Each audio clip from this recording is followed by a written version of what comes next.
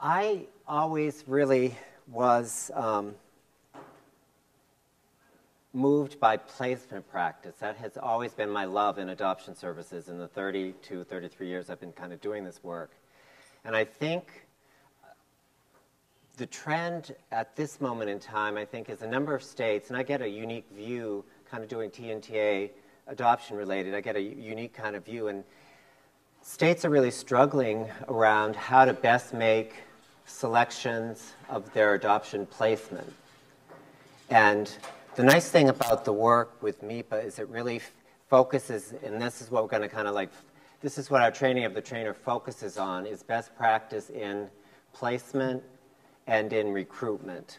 And this is not going to be, I'm not actually doing a presentation on MIPA. What I'm doing is a presentation on the protocol that 3 states have been really very cooperative and helpful in pulling together what can be useful for the other states when they take a look at looking at best practices around placement and recruitment and want to get on board with this new training of the trainers to help states build capacity around MIPA as amended by the Inter-Ethnic Adoption Provision and Title VI of the Civil Rights Act of 1964. So what I want to do, and Sharon Ford and Deborah Goodman have been very generous to kind of talk about their experience with this, is lead you through a 3-stage process. One is, if you're even considering this, what do you need to think about? The second thing is, when it's actually coming on site, how do you kind of prepare for that, and how do you get the on-site situation really in place that it can be as effective as it can be? And then the third is really, when the training of the trainer day on-site is kind of like done, where do you then go? So I'm going to be relying on my colleagues to help with that, but we've actually done kind of pilots in 3 states, so I think we have a pretty good idea of this. And for those of you, hopefully, who will be with us through the end of the day, and for those of you who are also all with us like yesterday, if you had gone to any of the work around readiness and implementation, really that's what I'm going to be talking about. So without further ado, let's move this along. So again, I'm not going to go over the law itself, though I always remember Sheila Malone did like the stellar job at our annual NASAP meeting, and the words I always remember her saying is individual and comprehensive, and that really still sticks. Well, the other word I would add to individual and comprehensive is document, document, document. Thank you, Sharon.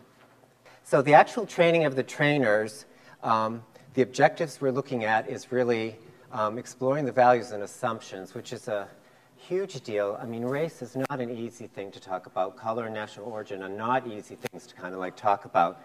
And this really, I think, gives a forum for the state, county, or local staff to really look at where their own kind of values and assumptions kind of lie, and look at it within the law and the fact that their agencies have to be in compliance with MIPA, IEPA, and Title VI.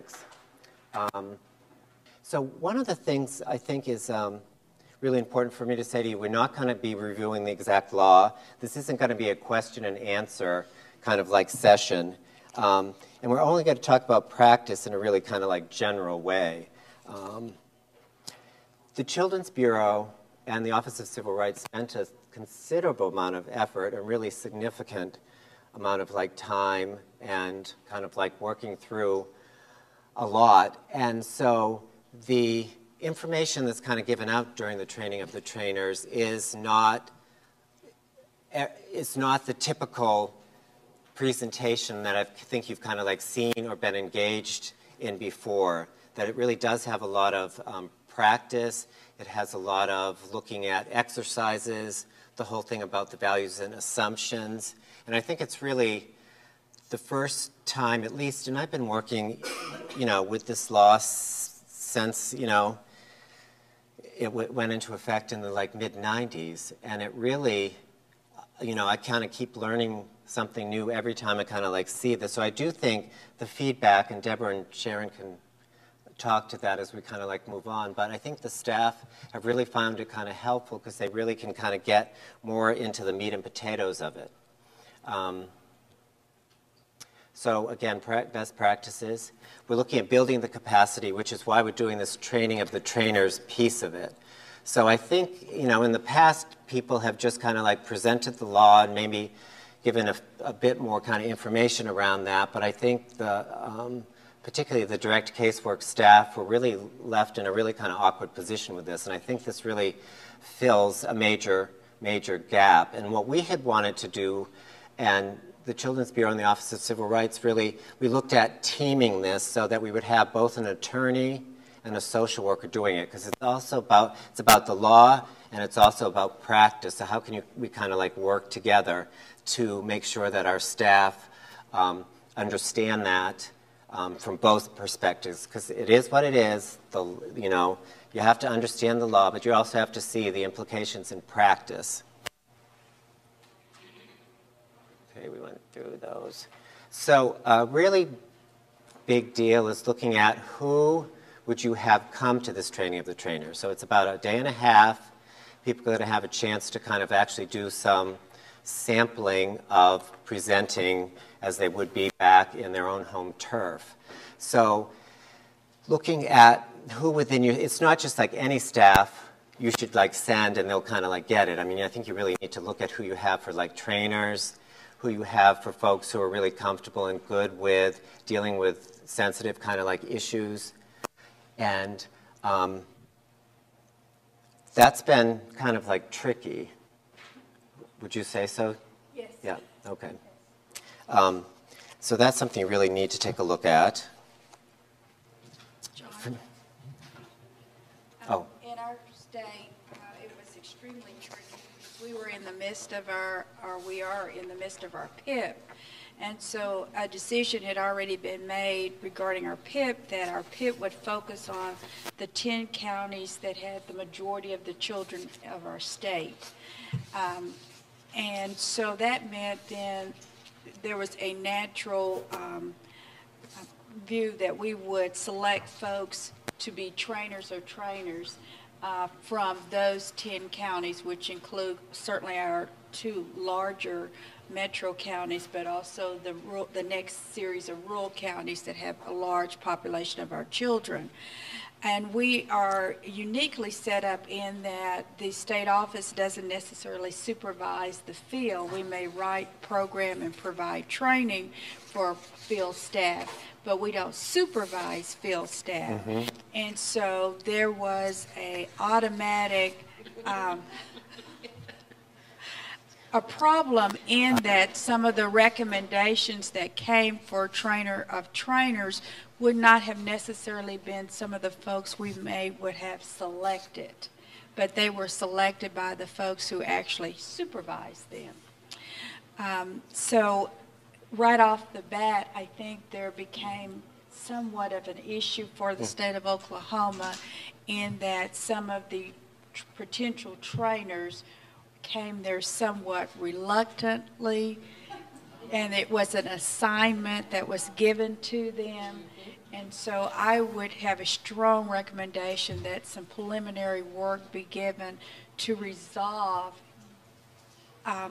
the selection of the trainer or trainers, because it is a very sensitive subject matter, and you need folks who are fairly comfortable in tackling some tough issues and having courageous conversations. Mm-hmm. And regardless of whether they want to, they have to feel a certain level of comfortableness in order to have those conversations and to bring up the tough issues.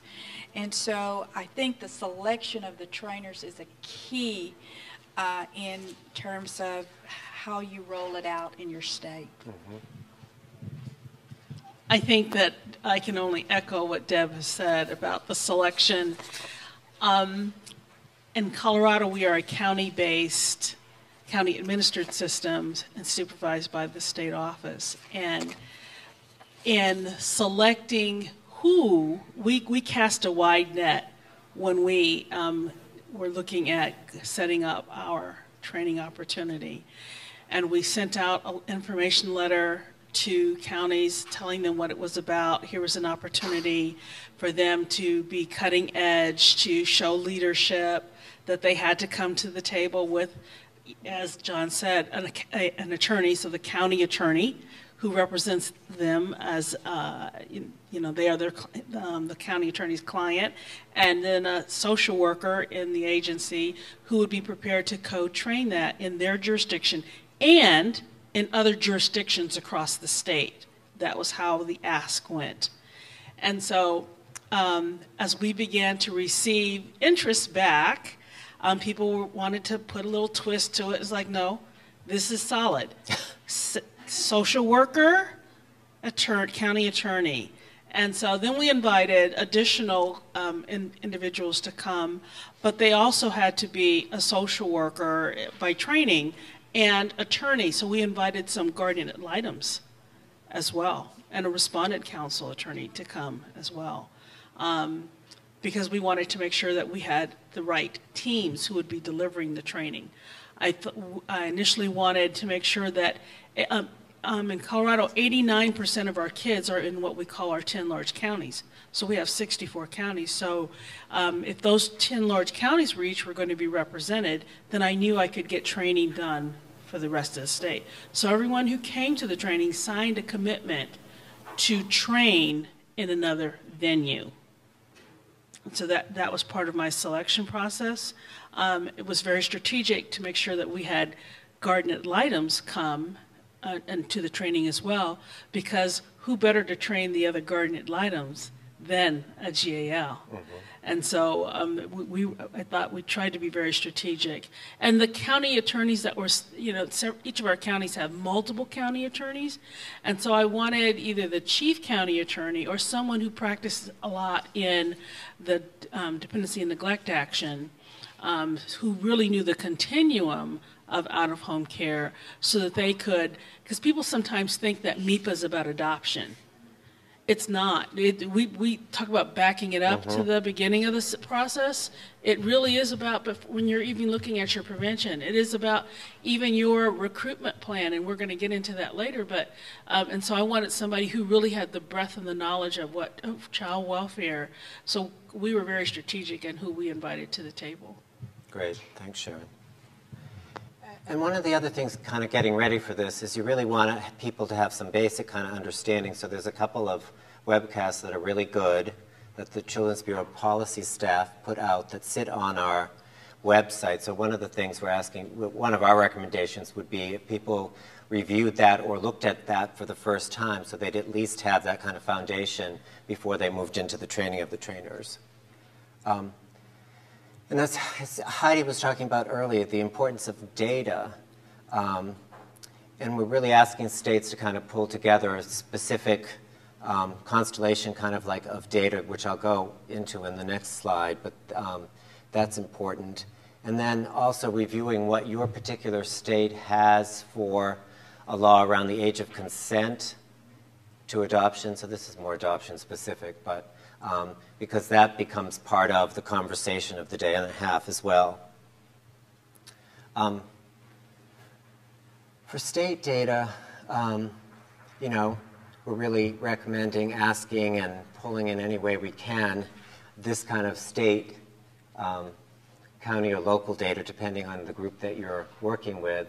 So number of children, youth, in care broken down by race, waiting to be adopted by race, adopted by race, types of adoption, percentage of foster parents, relatives, and newly recruited families, number of children, youth aging out without a permanency plan, and then the racial breakdown of children and youth locally.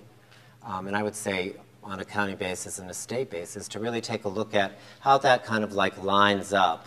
And is there any particular kind of pattern or theme that you kind of like see? And that's really important, I think, for kind of states to do to kind of judge themselves, particularly as you move into diligent recruitment and ensuring that you have a pool of resource families that reflect the diversity that you find in your children and youth. So we do encourage other data such as membership in sibling groups, things like that, that states should be aware of, but it's just MIPA doesn't require it, but we try to mention it as a subtext there. And sometimes I think we, well, I guess in the past we got really spoiled having the diva of data always kind of working with the adoption program managers and looking at things from a more national perspective. I mean, we have some familiarity with data, but it's been a slight surprise to me that at doing the on-site work that people are really not so familiar with it, and it often comes as a surprise in their own states when they kind of like look at it outlined in that kind of way. And I think it really can like change versus looking at the state snapshot and then looking at the county snapshot and then looking at particular states that have big cities, looking at what the city has. So I mean, there's many ways to slice and dice this, but that's kind of like a baseline. That's a starting point. That's where you kind of like see where your trends are.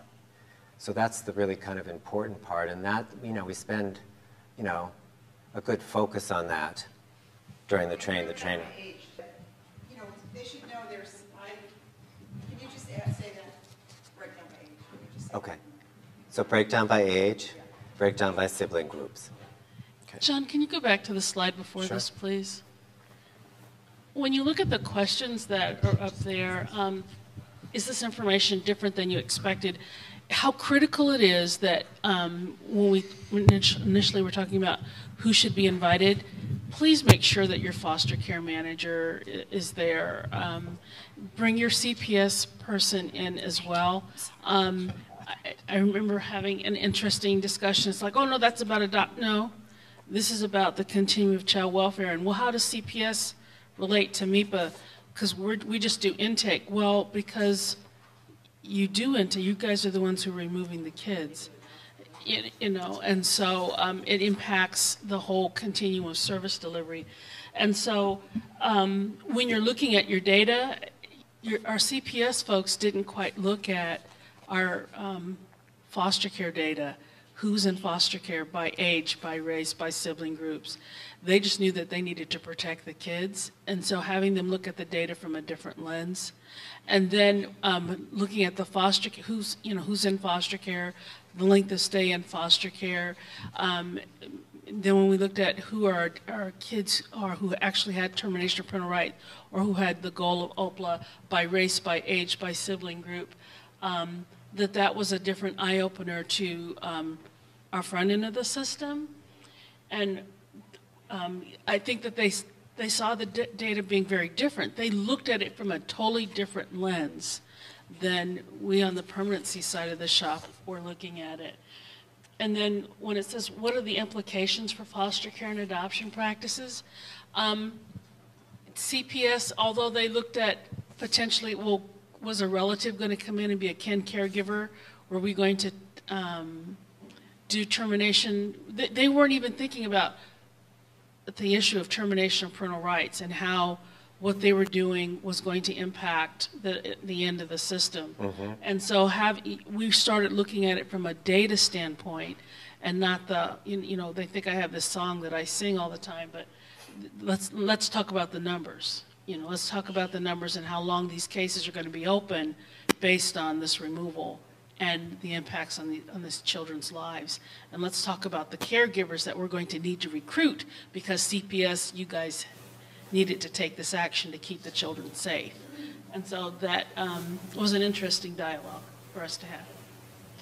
Likewise, it was the same type of dialogue for us. We provided the data to each one of those disciplines, but what we did not do was bring the disciplines together prior to this training.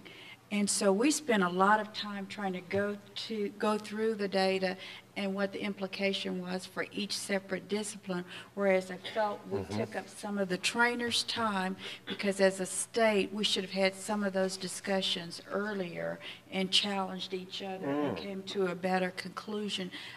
In terms of the continuum of child welfare, what does this do for the kids? What's my role in all of this? And how do we work together so that we will have the best possible child welfare system for the children that we are serving? So if I had it to do all over again, one of the things I would do is, yes, we still would give out the data information, but there really should have been a conversation to discuss the data before we ever brought the trainers in. Great, thank you, Deborah.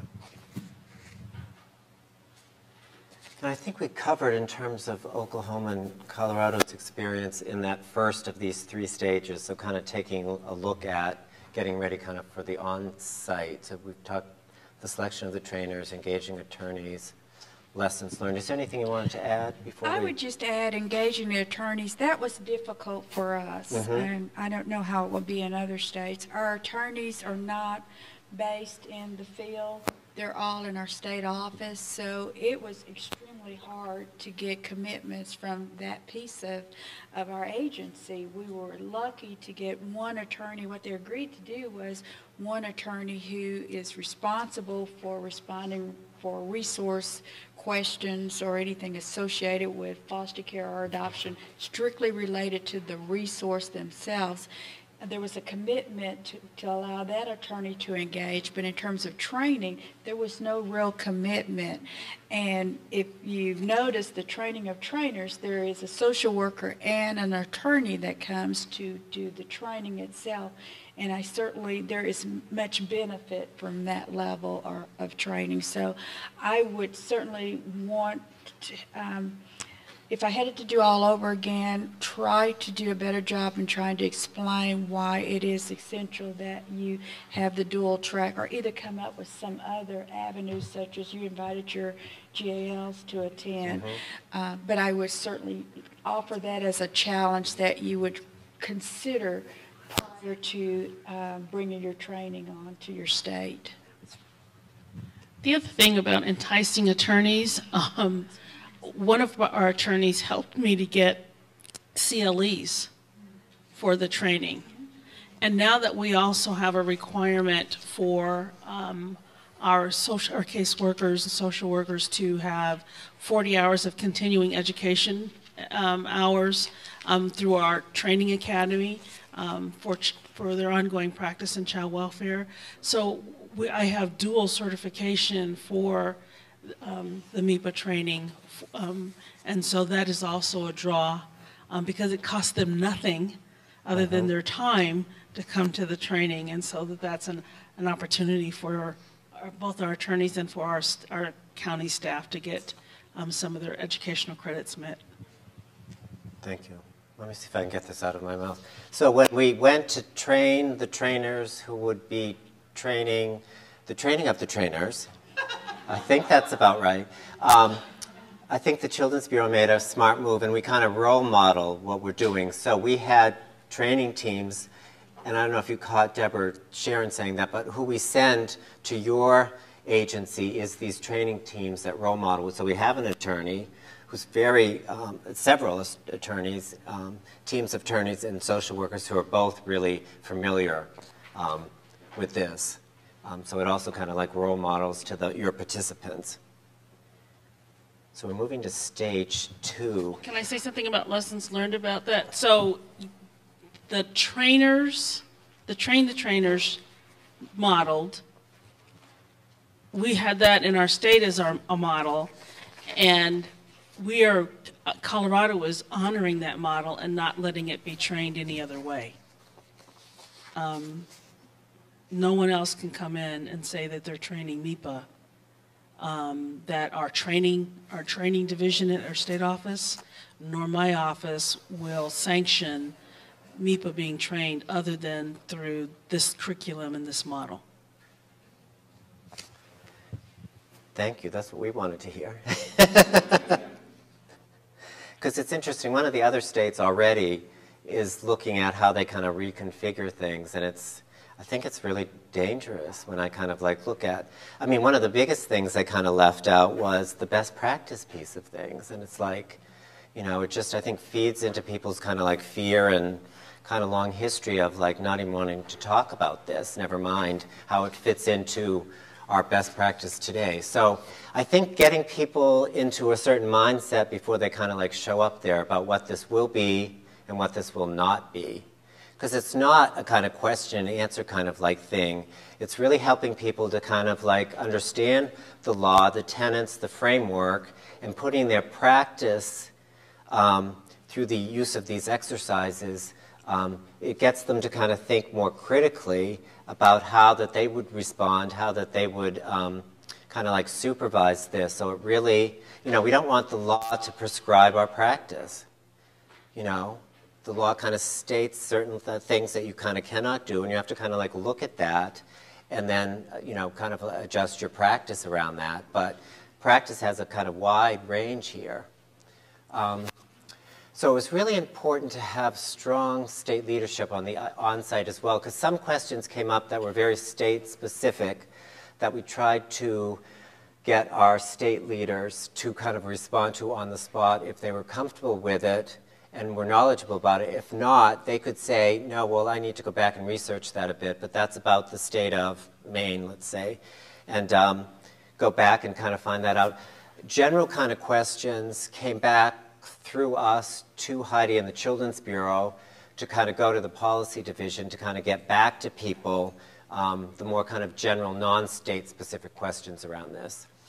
And then, so the other thing is getting ready for on-site. The use of culture, and I'll kind of go on and talk about that in a little bit more detail in the next page. The critical nature of, again, that individual and comprehensive assessment of children, youth, and families. The importance of debriefing when you're kind of like done, because, you know, this brings up a lot of kind of anxiety and issues for people. And in a lot of places, it's like the training had been done back when the law first came out or when it was amended by IEPA. And now, you know, some people remember something and some people remember something else. So to also kind of like have a chance to kind of like talk through with your state leadership and the on-site training team to kind of like look at, okay, well, what have we kind of gathered here that needs continued attention?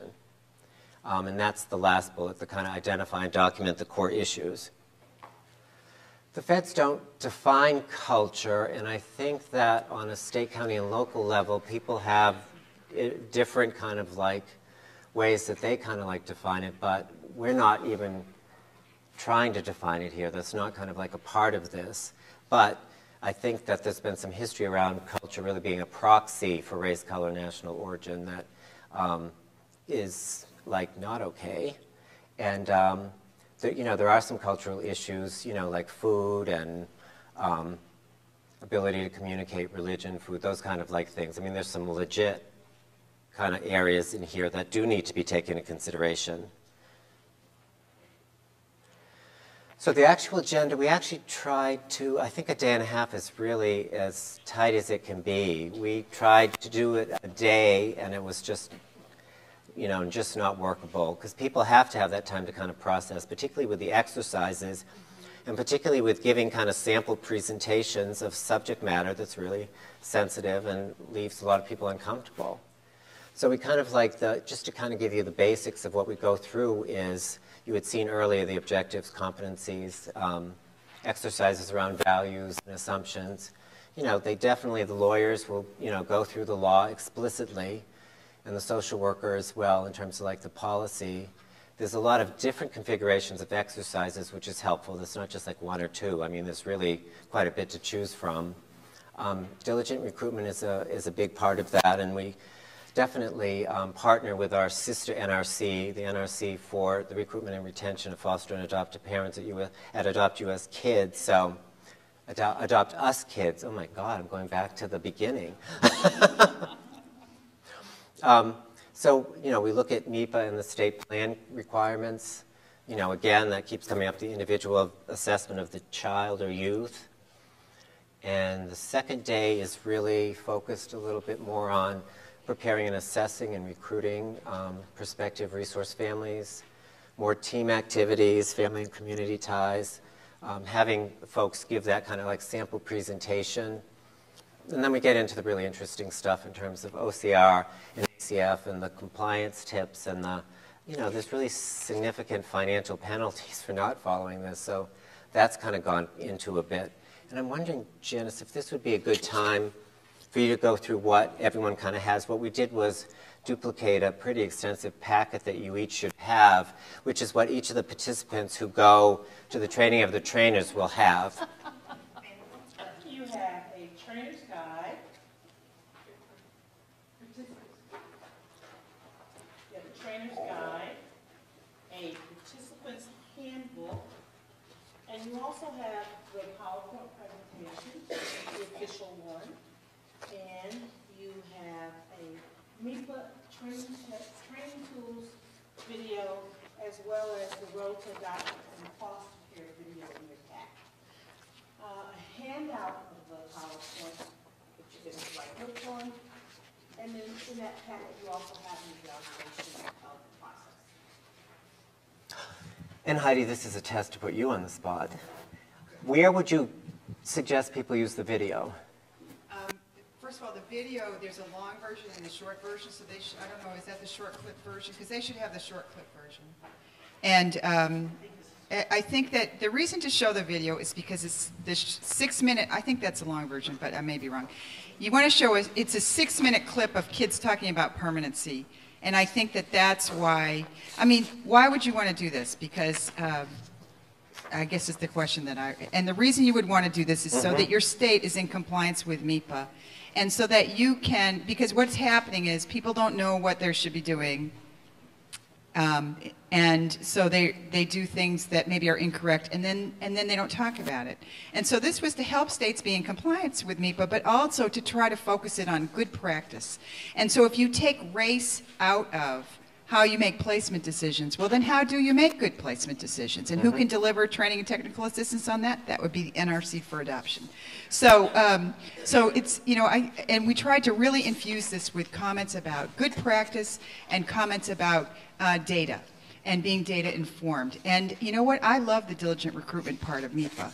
And if we do more effective diligent recruitment, we're going to have more families available for our kids, and then we don't have so many kids waiting so long, and we get rid of disproportionality, or we reduce disproportionality. So the good parts of MIPA, and then having states understand some of the other things, like that you can have classes on hair care or on transracial adoption, as long as you don't have a differential requirement for people who want to adopt transracially. And sometimes states or their staff don't know about that, and they're afraid to ask. The unfortunate part of this law is that it makes people so uncomfortable that they don't know what to do. So then states are doing the best that they can do. And not everyone is right. And what we've tried to say is this is important, and we need to be able to talk about it. And we need to help states be in compliance with the law so they don't have penalties about it. So OCR was training, and the Children's Bureau has joint responsibility with OCR. And we wanted to address that. So what we did was we got a PowerPoint that was approved by both OCR and the Children's Bureau. And we wanted OCR to know our concerns about good practice and about data. And so it took a long time. So I'm very proud of this, and that's why I think you would want to have MIPA training in your state, because my suspicion is that if you don't have this approved training, you're probably having training and people are kind of making it up, and it's inconsistent. And so we wanted to provide, I think that I felt that it was our responsibility to provide guidance on that was helpful to the state. So that's why I think you, and I tried to put the video in because that's what it's all about. We're trying to find homes for kids. And so it's this short clip of that Adopt Us Kids video is, if you don't have it, Adopt Us Kids can send you as many copies of it as you want. But the long clip is a great training tool for social workers, for staff, and for foster and adoptive parents. And it's in 15-minute segments. And we took 6 minutes out of that with kids talking about permanency, and then another 6 minutes of foster and adoptive parents talking about permanency that you can use when you're giving public presentations as well. So it's good to have both versions of that. Thank you. And if you don't, if we don't have actual children, youth, and families, I mean, it's a great way to kind of like at least give their voice and message and face across to the participants. So I wanted to just ask Deborah and Sharon, in terms of the actual, this is kind of the end of the stage 2, in terms of like the on-site, if there was anything that they wanted to share with their kind of experience before I moved into the kind of post-on-site. I would show the video around the data, because the data's a little dry. Okay. But these are who the kids really are. That's what I would show. Okay. I think that one of the questions we were asked to think about is what active role did we play during the on-site. I thought it was very critical for me to be present at the on-site to answer the questions that came up. I didn't want people who were at the trainer to leave with unanswered questions. It's one thing if I didn't have the information and I needed to get it back to them, but that they got the State Department's answer right then and there, and that I was going to back them up if they shared that information when they were out in the field training that information. And so I was there the whole time. My entire team was there, and just that they knew that they had the state office support. And likewise, we did something similar, but we also made sure that there was not only just a liaison representing adoption, but there also was a liaison for foster care, so that they would see as a joint project rather than something that adoption was sponsoring, because that had been kind of the assumption every time there was a MEPA conversation, oh, that just totally relates to adoption. So we wanted to break that whole agenda and set a new stage that we really need to be looking at placement early on, and also we need to be looking at recruitment early on, and we need to be going recruiting together, and we needed to be looking at having some similar ways that we make placements. And so we wanted to make sure that there was a liaison that was there to answer the questions if it got to a specific question about foster care, but that there would be a joint effort between our two programs. We also invited representation from our training unit to be there, along with our legal partners, because we have been doing somewhat of lip service in just our overall child welfare training component. And so we wanted them to receive the information and take a different look at how do we present it to new workers as they come aboard, regardless of which area of child welfare they may begin their practice in. I guess because we took the lead in securing the training, a lot of the questions would still fall back to adoption, but I think it's, once again, you're trying to have those courageous conversations with your counterpart that we need to be working together and need to be certainly responding at what's best for the children coming into the child welfare system. I think the added thing that we did was to make sure, besides our training division being there, was to also invite, we have a lot of private providers who our county departments contract with, some who only do foster care, but some who do foster care and adoption. And so we had a representative of their association present. They didn't come matched with a social worker and an attorney. They had a social worker come, but I had an attorney from one of our jurisdictions that would be matched with them, so that when they go and train their child placement agencies, whether if they wanted to do it themselves versus coming to one that one of our counties offered, that they would be able to use this material in that same way, and it would continue to meet the scope of what we had said should be a social worker and an attorney for that training. Great. And I think that kind of strong state leadership is just absolutely critical, because you don't want people to kind of come in from the outside, like our, NRC are bringing this training team in to do the training of the trainers, but that's really kind of like a joint venture. And I think it's worked well when we could even, sit the state leaders like up front and make sure that they were an active part of the facilitation. I mean, we certainly have our team do 95% of the work around that, but it's really nice to have the state there and also kind of helping with that. And I kind of put these out here as follow-up and more of the implementation planning, but in fact, I mean, these are probably all things you or your predecessors have done already, maybe, and maybe this is a time for a quick review, or maybe you haven't. It's time for a thorough review, but you really need to take a look at what what there is on your state level, county level, in terms of the laws, policy, the contracts you have, curricula, forms, protocols, and procedures. I mean, one of the things that jumped out at me as Janice and I were doing that earlier was the old adoption best practice model needs change in this area. And that, you know, that was 1991. And things kind of have changed. So, and looking at what you actually have for mandated and routine, regular, ongoing training, how do you integrate MIPA and Title VI into that, both not only for your staff, but for resource families, for your core staff, general and specialized.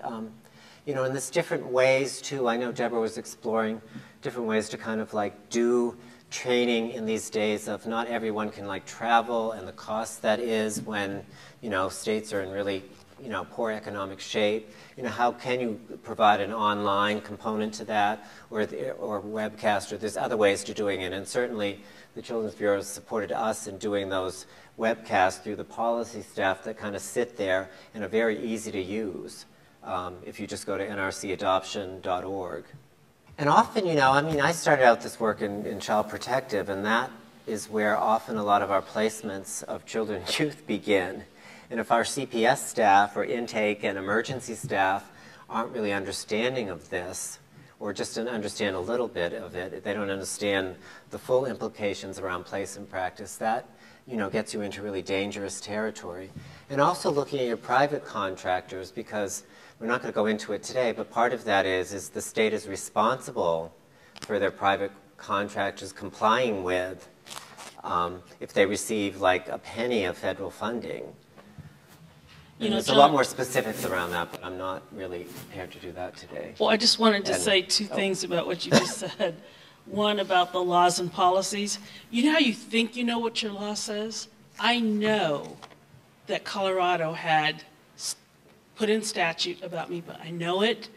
I wasn't over the unit at the time that happened, but I knew it was there.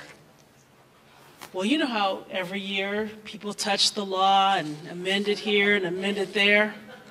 Well, so in preparing for working with the NRC, we went and looked at what the law said. Talk about almost having a heart attack, falling on the floor, not able to get up. The law had been amended by our private agencies to take care of birth parents being able to say who gets selected for their child in the middle of my MIPA law.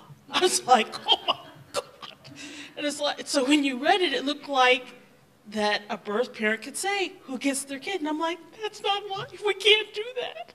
So as a result of our wonderful NRC's work, I was able to say, you know what? The law says, and we're not quite in line with the law. I need a piece of legislation. So we were able to use our work with the NRC to go in and fix our legislation back and move around that, that other information that had been put in the law and move it to another place on our statute so that our MIPA law just read straight through.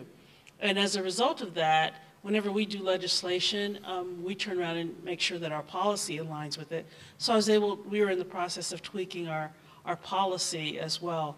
And we send out field letters, we call them agency letters, to all the field to say, the law changed, the law is aligned, here's what it says, here's what our policy says, and this is what our practice, how our practice impacts that. And so we're also partnering with our Division of Child Care Licensing, which licenses all the licensed child placement agencies in our state, so that we're reminding them about their obligation around how they recruit families for foster care, or recruit families for adoption, and we're offering them to come free of charge to our Train the Trainer training so that they have that information. Because see, once you've been informed, we can hold you accountable. You know those two things go together? And so we're doing that wonderful invitation so that people, if we know it, you know it, and so we're documenting that when we told you about it and how you knew about it. And so that we can all play nice and have good practice. Deborah, anything you want to add about that? I know you're early on the curve in terms of we're just kind of like working on the post on-site piece of it for you, so no pressure here. It's A little bit history. We had some earlier MEPA training, I mean, many years ago, which was somewhat scary or very threatening. Most of the training then at that time was done by the Office of Civil Rights, if I remember correctly. And so there were still some staff that were around during that training.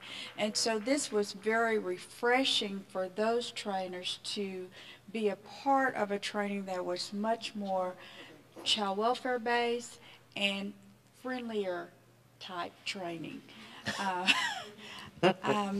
There still were some that were around earlier who felt somewhat threatened by the MEPA training, and so what the stance was, let's just avoid it. We don't want to get in, and you can't avoid it. And so it was a continued pressure to keep pushing so that we could have the training, but there was somewhat of a pushback by some of our staff who did not want to get into it, did not want to have those kind of courageous type conversations. We are still struggling somewhat because the next phase was to begin setting up some sort of strategic plan where we would figure out how are we going to continue on after the trainer of trainers. And what we found was still there was a number of folks who had been trained and who had even agreed to be trainers, but were still reluctant to follow up with training. So one of the things that we have done, we will be having additional TA this month, with some of the trainers from both the NRC for adoption and also Adopt Us Kids, because we felt we needed to somehow help our staff understand the connection between recruitment and also MEPA. And that as you recruit, it has an impact on your placements. And so we finally have, I think, centered that. That's the message that our staff has to understand in the beginning phases, that they go hand in hand. You can't separate them out. And that MEPA does have an impact on placement, but it starts out with we need to recruit for the children that we have in custody. And we're hoping that as a result of that, that we, in the next 2 days of training that we will have much more secure trainers, in that there will be a greater willingness to go out and do the training. We're also looking at developing, as a part of our grant, we're trying to develop, we have online training that becomes mandatory for our state, and so we are looking at taking the training that has been presented to the trainers and developing an online training that will become mandatory for every child welfare worker in our state related to MEPA. I think that one of the last things I'd like to say is, remember I said that we tried to get upfront commitments from the training team, the social worker, and the county attorney. In some jurisdictions, that worked. But as resources get chipped away at, those commitments, we had to revisit those conversations. And so one of the things that one of the attorneys was willing to do, because they lead the County Attorneys Association, they went and trained all the attorneys that come, all our county attorneys that come to the County Attorneys Association's meeting. So I now have all our county attorneys trained. But I don't have staff across the state trained.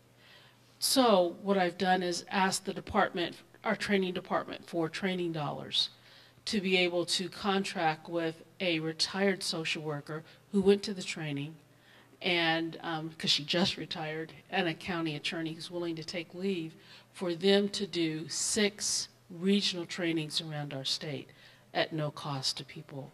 And so as I was leaving the department on last week, we were in the process of negotiating that contract for that training to occur, because it's critical for everybody to hear and receive that information.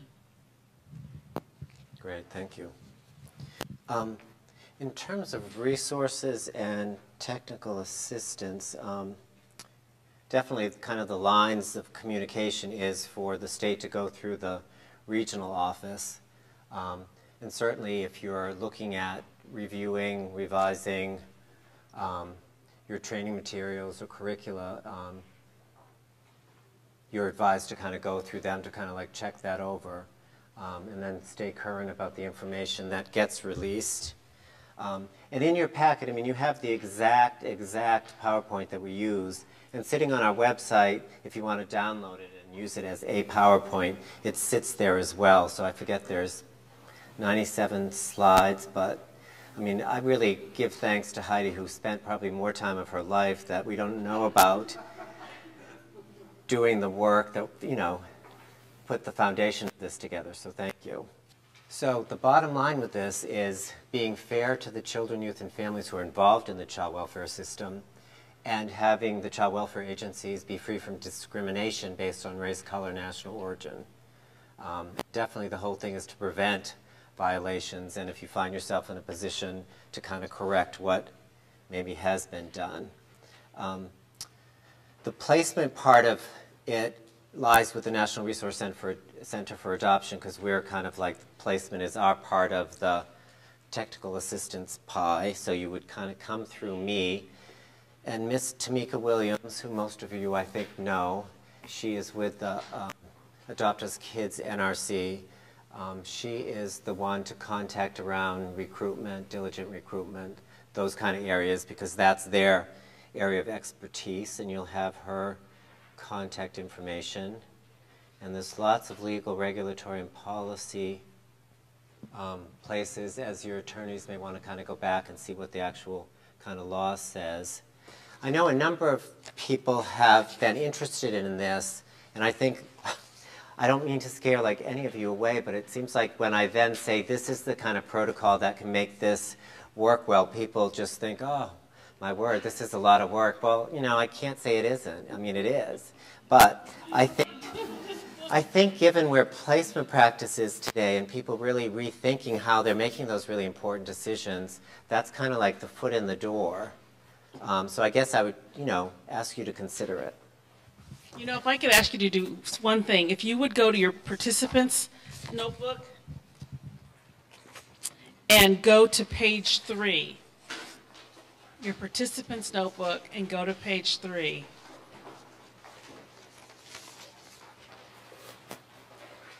If you have a unit meeting or an all states where you do all states call for all your adoption staff, all your foster care staff, all your CPS staff, if you could send out page 3 and just tell people, just take this little handout and read over it and do your response and tell them to give it to their neighbor.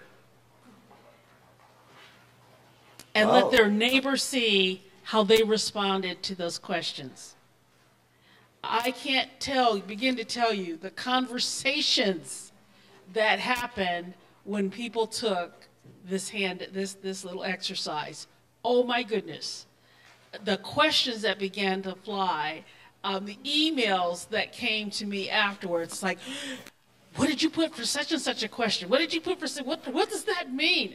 It really had lots of dialogue when we handed out this. And I'm not talking about, it had lots of dialogue at the actual train the trainer, but when we were I was just doing something with staff on the side to generate interest, to see, you know, where people stood. And supervisors didn't know, they were doing it in their supervisory team meetings with their staff, and supervisors were like, oh my goodness, some of my staff said this and some of my staff said that, and it's like, oh, you might want to have a little conversation with your staff. And so it generates lots of dialogue, lots of interest, lots of questions, and just wanted to point that out to you. Though I will promise you, when we do the actual on-site, it's individual work that we do not ask to be handed in. That's really for people's kind of internal self-assessment. You may choose to do it differently, but that's how we do it. Heidi? I just wanted to add, too, when we meet with the diligent recruitment grantees, we go over MIPA. So those of you who are going to be new DR grantees, you're going to hear this anyway. But, you know, the purpose of MIPA is not to increase necessarily transracial placements. It doesn't preclude agencies from working with community-based agencies that specialize in minority adoption. In fact, just the opposite.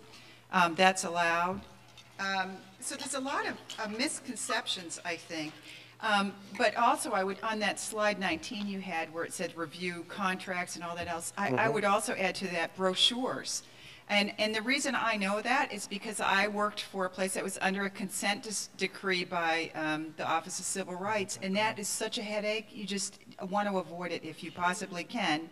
And the brochure that we had said Black Families for Black Children, and you can't say that in a brochure. You can say we're looking for homes for African American children, or you can target your recruitment efforts to African American communities if that is children in your area who are overrepresented, but you can't say anything that implies race matching. So it's those kind of details, and I just think it's helpful, again, to talk about it and to know what's allowable under the law and what isn't, so that you can make sure that you're in compliance. And so I love, Sharon, that values exercise. It is very interesting, but it's a way to make it okay to talk about things that are hard to talk about but are really important. And the goal, again, is to get more homes for our kids. So we need to go through it, and we should be doing it anyway. So thank you so much for having this discussion. I appreciate it. Yeah. So we definitely want to open it up. We're not going to be answering any MIPA-specific questions, but we'd love to answer any questions you have around the protocol for the training of the trainers. I think, John, you know that we approached you already in New York State about MIPA, because we're in the process of reviewing our comprehensive recruitment and retention plan. Everyone in our state, including our voluntary agencies, have to be part of the statewide plan and feed up, and we've sent data to all our localities in terms of having information to inform their needs in terms of recruitment and retention. The one thing you didn't mention there is Title IV and Title IV-B, which fits into all the recruitment and retention requirements for the states. That's the way we were going with ours. I think it's going to be difficult for us, again, because you're pairing social workers and attorneys, and that's not usually a training team in most of the states. I don't know many of them who have teams of attorneys and social workers who go out and train.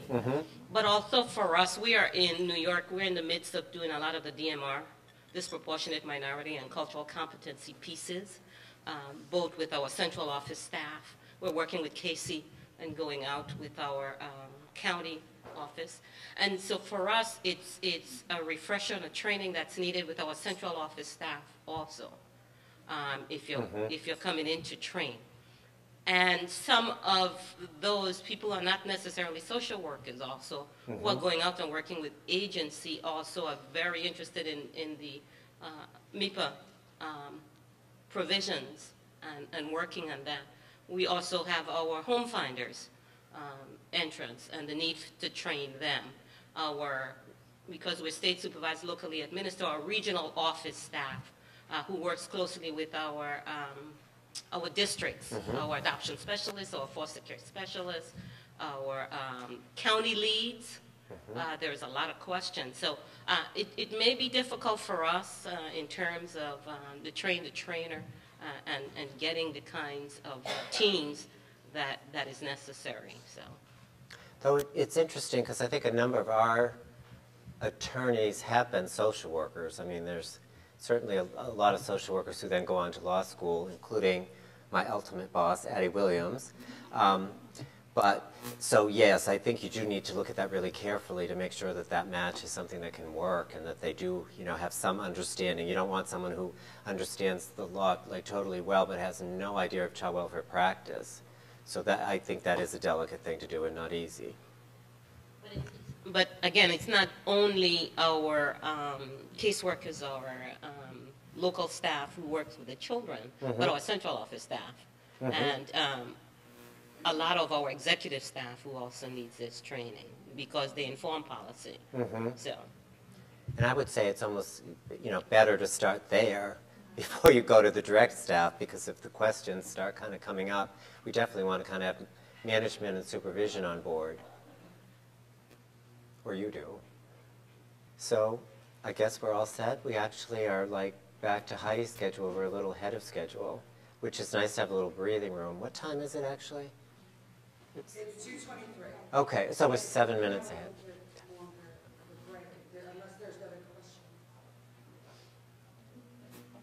Great. Thank you all very much. And we're here if you want to kind of talk through whether you're in a readiness state for this. And sometimes it's ready or not.